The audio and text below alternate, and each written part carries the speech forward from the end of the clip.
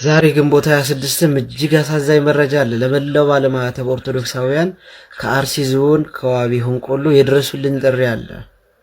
ይህን አሳልፋችሁ ጭፈራ ታይሁን።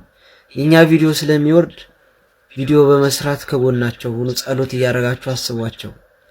በትላንትናው ዕለት ግንቦት 25 ብቻ በዋቢ ሆንቆሎ 30 የሚደርሱ ቤቶች የተቃጠሉ ሲሆን 6 ኦርቶዶክሳውያን ባለማዕተቦች ታግተው ያሉበት አይታወቅም። የሸሹትና ያመለጡት ደግሞ አረጋውያኑ በረሃብ በውሃ ጥም እየተሰቃዩ ይገኛሉ። በጫካ ውስጥ አምልጠውም ወደ ከተማ እንዳይገቡም ተከበዋል። ድረሱልን እያሉ ይገኛሉ። ለሚመለከተው ሕግ ክፍል ዘላቂ የሆነ መፍትሄ እንዲያገኙ የሕግ ከለላ እንዲያገኙ ባለማዕተብ ሆናችሁ ድምጻቸውን አታፍኑ። ስለ እግዚአብሔር ይሁንባችሁ። የኛ ቪዲዮ ስለሚወርድ ቪዲዮ እየሰራችሁ ድምጹ ናቸው።